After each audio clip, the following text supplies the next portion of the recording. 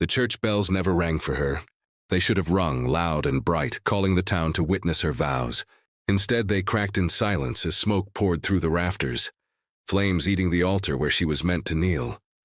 Her name was Clara Whitlock, 19 years old, a bride in white lace.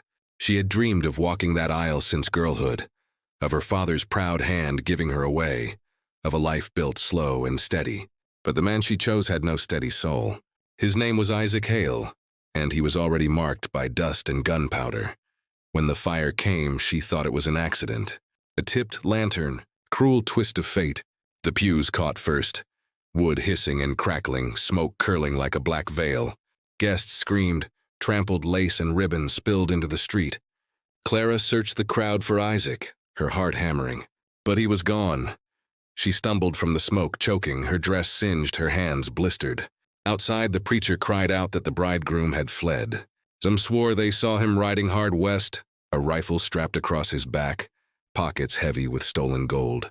Others whispered he lit the fire himself to cover his sins. Clara stood barefoot in the dirt, veil torn, face streaked with ash. She waited for Isaac to return, to explain, to say it was a mistake. But the sun dipped low, the sky bled red, and he did not come back. By nightfall, the church was nothing but blackened beams. The town gathered around the smoldering ruin, their eyes sliding to her. Whispers buzzed like flies. She knew what he was. No wonder he ran. A bride cursed before the vows.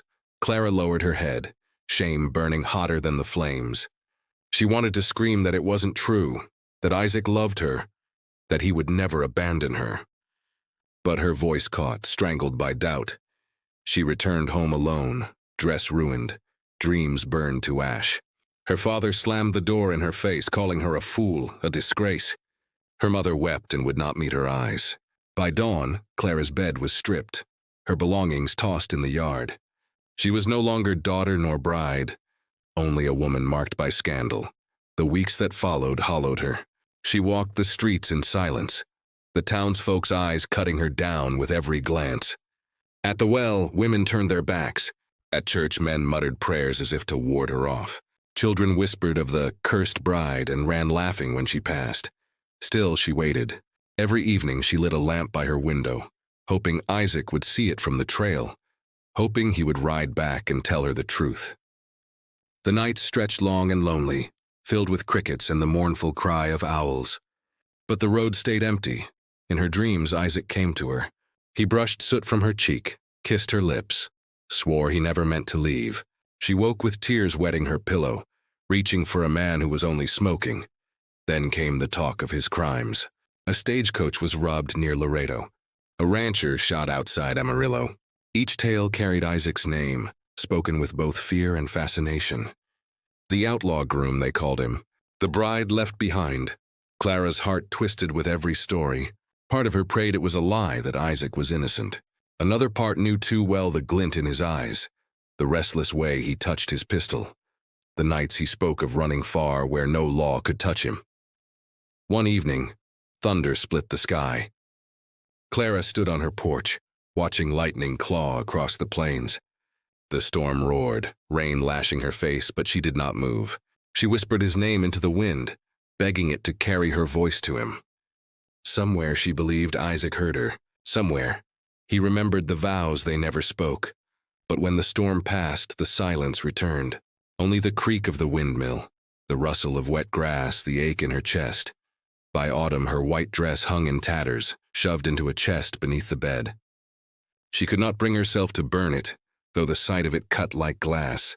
She traced the scorched hem with trembling fingers, remembering the day her future turned to ruin. The town moved on, as towns do.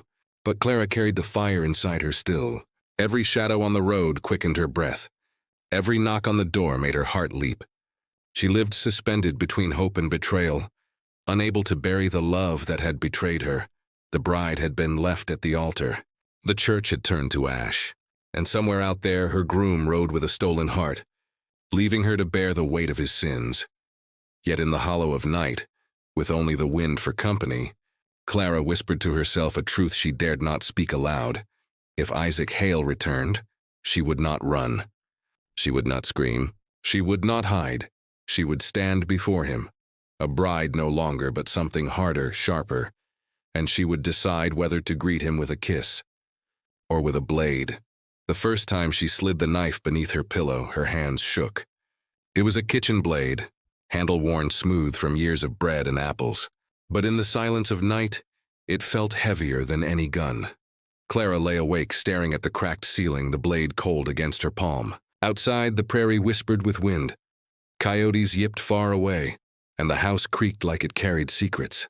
She told herself it was foolish, that Isaac would never return, that the man who once promised her forever had burned away with the church.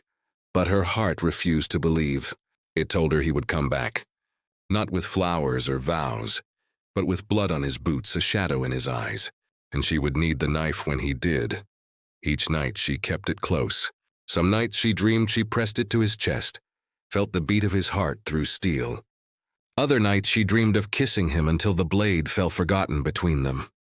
She woke tangled in sweat, torn between longing and hate. Then, one night, the boots came. She heard them before she saw him, heavy, dragging like each step carried miles of dust. They scraped across her porch, pausing just beyond the door. Clara sat up, heart hammering, hand gripping the knife under her pillow. The lamp burned low on the table. Shadows quivered across the walls. She held her breath, waiting.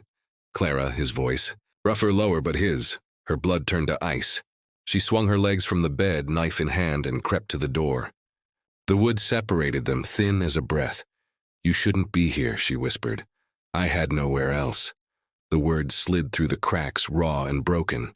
She wanted to fling the door open, to see his face, to demand answers.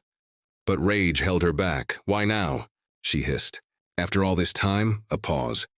"Then because I couldn't stay gone. Not from you." Her grip tightened on the knife. She pressed the blade against the wood, imagining it sinking into his chest. "You left me in ashes," she whispered. "You left me with nothing but shame." "I know," his voice cracked. "And I'll carry that sin forever. But I came back for you." Her knees weakened. She leaned against the door, torn between slamming it open and never moving again. "Go," she forced out. "If you love me, you'll go." Silence. Then the slow scrape of boots retreating, fading into the night. Clara slid to the floor, the knife clattering from her hand. She pressed her palms to her face, sobs racking her body. He was alive. He had stood inches away, and she had let him walk into the dark. For days she lived in torment. Every knock on the door made her jump. Every shadow stretched into Isaac's shape. She tried to tell herself it was over, that he would not return. But her heart knew better, and it was right. The boots came again. This time she was waiting. Knife under her pillow, lamp burning bright. When his voice called her name, she rose and opened the door. He stood in the lantern light, taller than she remembered, leaner, his face carved by dust and hunger. His eyes, once bright with charm, were shadowed now. But when they found hers, the years between them fell away. "Clara," he breathed. Her throat tightened. She wanted to strike him. She wanted to kiss him. Instead, she lifted the knife. "Why are you here?" He did not flinch. He stepped closer, the night air carrying the scent of sweat and horse. "Because I love you. Because I can't outrun what I did." Her hand trembled, blade flashing in the lamplight. "And what did you do, Isaac?" His jaw clenched. "Things I can't undo. Blood on the trail. Gold in my saddlebag that wasn't mine. Men hunting me across every county. But none of it matters without you." Tears burned her eyes. She pressed the knife harder, close enough to nick his coat. "And what of me? Left to shame, left to ruin while you rode free?" "I didn't ride free." His voice was raw. "I carried you in every mile, every shot fired, every night I bled. I carried the fire that burned our church." Her chest broke open with grief and fury. She wanted to believe him. She wanted to end him. She wanted both in the same breath. The knife trembled. His hand rose, slow, steady, and closed around hers. Warmth met steel. He pressed the blade flat to his chest. "Do it," he whispered. "If that's what I deserve." Clara's arm shook so hard she thought it would break. Her breath came ragged, her vision blurred. For one endless moment the world held still, the knife, the man, the love, the ruin. And then she dropped the blade. It clattered to the floor, sharp against silence. She fell against him, fists pounding his chest, tears soaking his shirt. He wrapped his arms around her, holding her like a dying man clinging to life. Neither spoke. The knife lay between them on the floor, gleaming in the lamplight, and though her hands trembled with rage, her lips burned with the memory of the kiss they had once shared. The saloon doors groaned as they swung open, wood creaking like old bones. Dust swirled in the shafts of lamplight and every head turned. The piano faltered, a chord hanging sharp in the smoky air. Isaac Hale had returned. He stepped inside with the weight of a hunted man, shoulders stiff, eyes scanning the room like a wolf sniffing for traps. His hat dripped rain, his boots left mud. Clara stood outside on the boardwalk, listening through the cracks, heart hammering like the drum of war. Inside, whispers rose as quickly as rattlesnakes. Thought he was dead. Heard he shot a rancher down Amarillo way. Bride burner. The church was left in ashes. The bartender's hand froze on a bottle. The gamblers set down their cards. A woman upstairs pulled the curtain tight, her painted face pale in the lamplight. Isaac walked slowly toward the bar. Each step echoed, louder than the thunder outside. He set down his gun belt first, deliberate, like a man daring the room to test him. Then he asked for whiskey. His voice was low, steady, carrying more steel than any pistol. The bartender poured, though his hands trembled. A ranch hand by the wall spat in the sawdust. "Ain't no place here for cowards who leave brides crying in smoke." Laughter followed, sharp and cruel. Cards slapped the table. Boots shuffled. Isaac didn't flinch. He lifted the glass, drained it in one swallow, then turned. His eyes cut across the room, landing on each man in turn. Silence spread like frost. "Any man got business with me," he said. "Say it plain." The ranch hand sneered, but his fingers stayed away from his holster. Isaac's stare held him pinned, cold and unblinking. No one moved. Even the piano player sat frozen, fingers hovering above the keys. At last, Isaac turned back, poured himself another, and drank. But the whispers did not stop. They slithered through the smoke, low and poisonous. Clara's name spilled with them. She's still waiting. She sleeps with a knife, they say. Poor cursed bride. Clara pressed her back to the wall outside, nails biting into wood. Shame burned her cheeks. She wanted to storm in, to shout them silent, but fear rooted her. Then she heard Isaac's voice again, harder now. "Leave her name out of your mouths." The saloon was still. Men shifted, uncertain. "She's got nothing to do with me," one said, smirking. "Or maybe she's got everything. Maybe she hides you in her bed at night." Chairs scraped. Guns shifted in holsters. The room pulsed with tension. Isaac moved fast as lightning. He grabbed the man's collar, slammed him against the wall. The whiskey glass shattered on the floor, amber spilling across the boards. "You speak her name again," Isaac growled, "and I'll cut it from your tongue." The man froze, his bravado gone. Isaac released him, letting him crumple to the floor. The outlaw turned, his eyes sweeping the room, daring anyone else to speak. None did. Clara trembled outside, her breath ragged. Shame and longing tore at her. She should have hated him for tying her name to his sins. But a secret heat stirred inside her, a dangerous pride that he had defended her when no one else dared. The piano struck a cautious chord, soft, hesitant. Conversation resumed, thin and forced. Isaac took his seat in the corner, back to the wall, hat low over his eyes. But every man in that room knew the balance had shifted. When Clara slipped away into the night, her pulse raced like a runaway horse. His presence filled her head, his voice tangled with her breath. She wanted to forget him, bury him like the town had buried their pity. But she couldn't. The saloon carried his name now, his sins painted across every wall. And though the town spat on her, though they branded her cursed, Clara felt the thread binding them tighten, dangerous and unbreakable. That night, Isaac came again. She heard the boots, softer this time, as if he tried not to wake her. But Clara was waiting, knife beneath her pillow, lamp burning low. When she opened the door, his face was shadowed, his eyes heavy. He looked like a man who had wrestled with ghosts until dawn. "They won't leave you alone," he said, voice rough. "Not while I breathe." Clara's chest ached. "Then stop breathing," she whispered. His jaw clenched. He stepped closer. The scent of whiskey and rain clung to him. "Say it plain, Clara. You want me gone? I'll go, forever." Her hand tightened on the doorframe. Her lips trembled. She wanted to say yes, to cast him into the dark, to free herself from his ruin. But when the words came, they betrayed her. "I don't know. For the first time since she had known him, Isaac looked broken. His shoulders sagged. His hand, scarred and shaking, lifted as if to touch her, then fell. He turned, stepping back into the dark. But before he vanished, he spoke one last time. "They'll hunt me until the end, and they'll hunt you for standing near me. Decide quick, Clara. Decide if you'll damn me or damn yourself." The night closed around him. Clara stood frozen in the doorway, knife still in hand, heart burning like the church that once promised her a future. She knew then the truth. There was no saving herself without destroying him, and there was no destroying him without tearing out her own heart. The saloon carried his sins, the town carried its whispers, and she carried the weight of a love too dangerous to survive. The prairie night was still when Clara followed Isaac into the hills. The moon rode high, a pale coin above jagged rock. Coyotes called far away, their voices carrying like grief. Isaac said nothing as he led, and Clara's chest tightened with every step.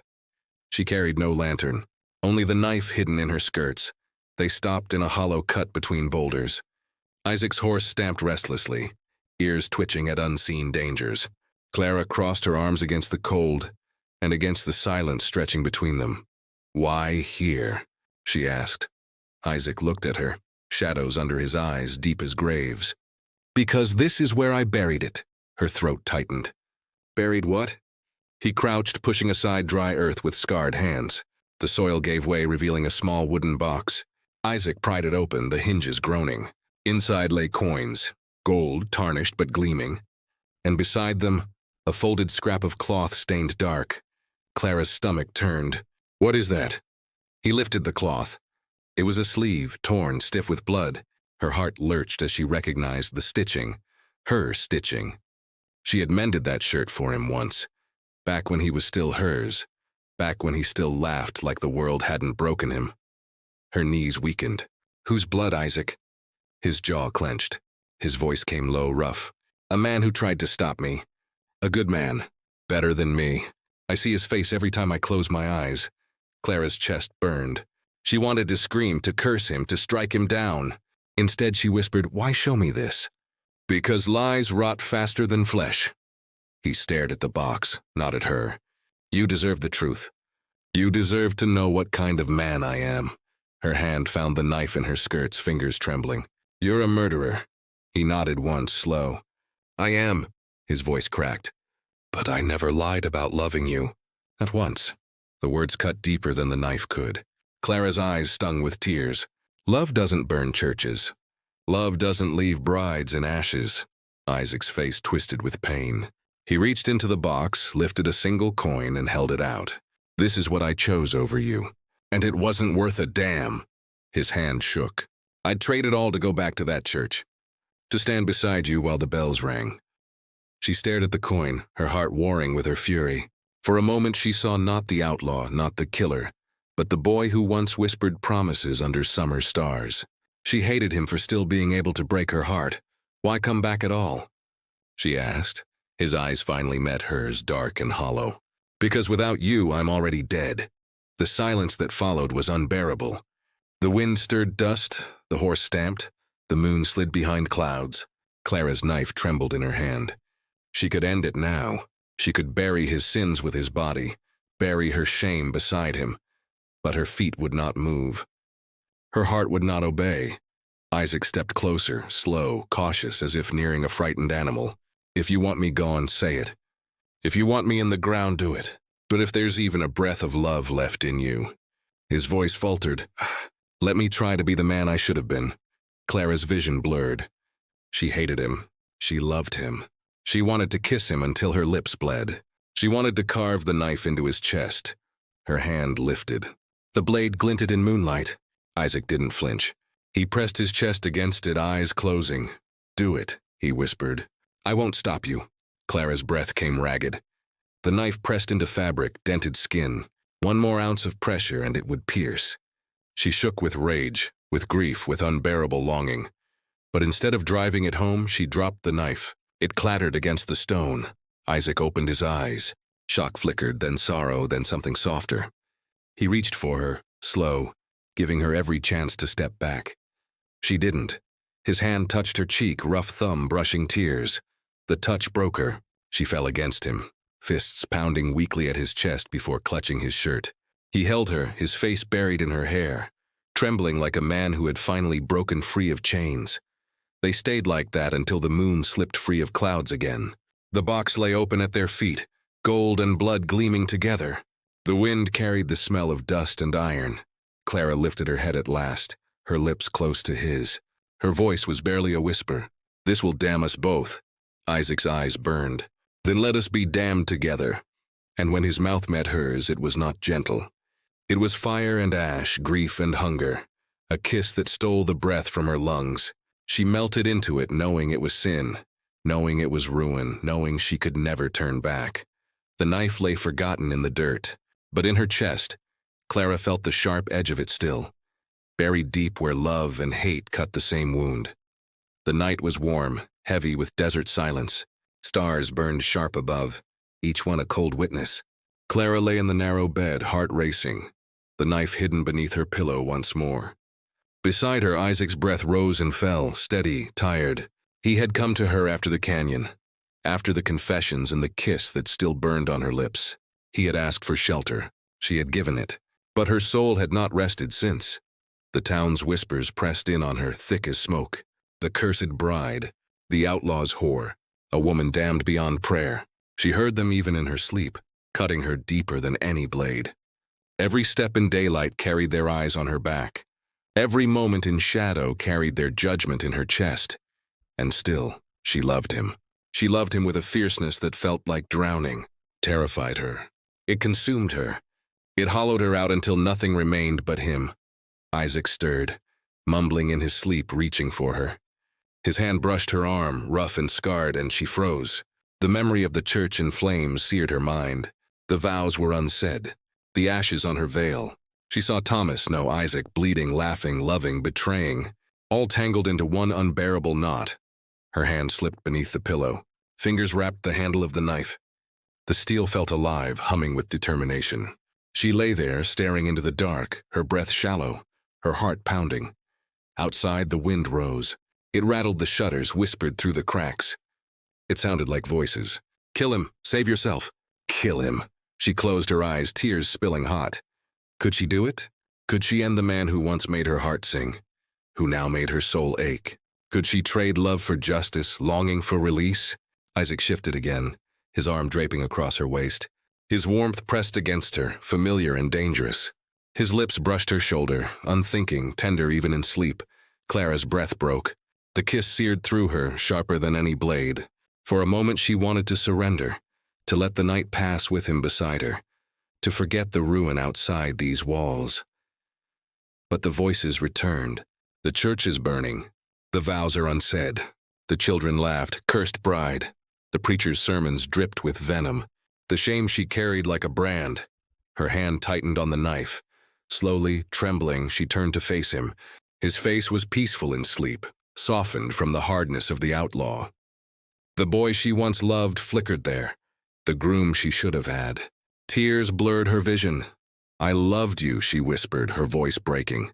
"God help me, I still do." And then she drove the blade into his chest. Isaac gasped, his eyes flying open, shock and pain burning deep. His hand clutched at hers, not to stop her, but to hold her. His lips parted, breath ragged. "Clara." The sound of her name on his lips shattered her.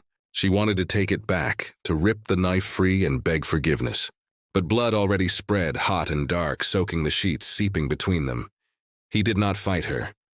His hand cupped her face, trembling. His thumb brushed her cheek as if to soothe her tears. His lips found hers, weak but burning still. A kiss, final and desperate, filled with everything they had been and everything they could never be. When he pulled back, his breath rattled. "Better by your hand than theirs." Her sobs tore from her throat. She clutched him as his body convulsed, as life slipped from his eyes. His hand fell heavy from her cheek. His chest rose once more, then stilled. Silence swallowed the room. The wind rattled the shutters. The knife lay buried in him, blood glistening in the pale light. Clara pressed her face to his chest, sobbing until her body shook. She felt the heat fade beneath her cheek, felt the stillness claim him. She kissed his lips again, desperate, but they were already cooling. Her heart broke open, hollow and bleeding. She had killed him. The man she loved, the man who ruined her, the man who returned anyway. She pulled the knife free, staring at the blood that coated her hands. It shimmered in the lamplight, dark and endless. She wanted to wash it, to scrub it away, but she knew it would never leave her. She staggered from the bed, hands trembling, breath ragged. The world spun, blurred by grief. She looked back once, saw him lying there, peaceful now, as if sleep had claimed him forever. And in the silence of that midnight hour, Clara knew her life was bound to his in a way no vow could sever. She had killed him, but she would carry him until her own last breath. Outside, the desert stretched endless, indifferent. The stars burned on, cold and uncaring. The prairie wind whispered through the grass, carrying with it the echo of a kiss that still burned on her lips. The river ran slow, heavy with silt, its waters brown and restless. Clara chose that place because no one came there. The town drew its water from the well, not the river, and the children were kept from its banks by mother's warnings of snakes and mud. It was a lonely place, and loneliness was all she had left to give him. She came at dawn, driving a mule that pulled a wagon weighted with sorrow. Isaac lay in the back, covered with a quilt stitched long ago by hands that never meant it for this. His body was already stiff, his skin pale, his lips blue. But Clara still saw the boy in him, the groom who once smiled in candlelight, the man who once whispered promises under the cottonwoods. The shovel was heavy. The ground was harder still. She dug until her hands blistered, until her breath tore at her chest. The river gurgled beside her, steady, indifferent. Each strike of the shovel felt like penance, like a confession without words. When the hole was deep enough, she returned to the wagon. Her fingers trembled as she pulled the quilt away. His face was peaceful, almost kind. She pressed her lips to his forehead one last time, and the cold of his skin sank into her bones. "I loved you," she whispered, "and I damned us both." She dragged him to the grave, her strength failing, her knees giving way. Still, she lowered him into the earth. He lay there in silence, a shadow of the man who once burned too bright to be held. Clara stood above him, dirt clutched in her hands. She let it fall, one handful at a time, until the quilt was buried, until the earth swallowed him whole. By noon, the grave was filled. She pressed her palms against the fresh mound, whispering prayers that cracked in her throat. She asked for mercy, though she knew none would come. She asked for peace, though her heart was already broken beyond repair. The river whispered on. The prairie wind bent the grass. Birds circled high above, crying sharp against the sky. The world moved forward, as if love and death meant nothing at all. Clara sat in the dirt until the sun began to sink. Her dress was torn, her hands raw, her face streaked with tears and dust. She stared at the grave, unable to rise. She wanted to climb in beside him, to let the earth cover them both, to end the torment of breath without him. But she remained. Life clung stubbornly, cruelly. When at last she stood, her body ached with a weight beyond bone. She looked down at the river, its surface gleaming red in the sunset. She thought of walking in, of letting the water close over her, of joining him where no preacher's words, no townsfolk's whispers could reach. But the memory of his last kiss stopped her. It burned still, alive on her lips, a tether pulling her back, so she left him there beneath the cottonwood roots, beside the river's song. The town never asked where Isaac went. They didn't need to. They saw the hollowness in her eyes, the blood she could not scrub from her skin. They muttered curses under their breath, spit in the dust, crossed themselves as she passed. She bore it all in silence. Nights stretched endless. Clara sat at her window, lamp burning, knife on the table. She listened for boots that would never come again. Sometimes, in the hush between crickets and wind, she swore she heard them. The slow scrape of leather across wood, the voice low and rough, whispering her name. She pressed her palms to her ears, but the sound lived inside her. In dreams he visited. Sometimes he came in smoke, sometimes in blood, sometimes in the white lace of the wedding they never had. Always he kissed her. Always. The kiss burned hotter than fire, sharper than any blade. She woke with the taste of him on her lips, tears wetting her cheeks. Seasons passed. The grave sank low, grass creeping over the mound. The river swelled and shrank, whispering its endless hymn. Clara returned often, carrying flowers when she could, stones when she couldn't. She spoke aloud to him, her voice trembling, telling him of her days, of the gossip, of the loneliness. She told him she was sorry 1,000 times, and 1,000 times more. But no forgiveness came, only the whisper of water, only the ache of silence. Clara grew thin, her hair streaked with gray before its time, yet she endured. The town watched, waiting for her to break, to confess, to flee. But she gave them nothing. Her life was bound to that grave, and to the kiss that still burned on her lips. When she stood at the river's edge, wind lifting her veil of hair, she looked less like the cursed bride, and more like a ghost herself. And perhaps she was. A woman caught between love and death, between memory and sin. And though Isaac lay beneath the soil, though his body was dust, Clara knew she carried him still. In her breath. In her blood. In the wound that never healed.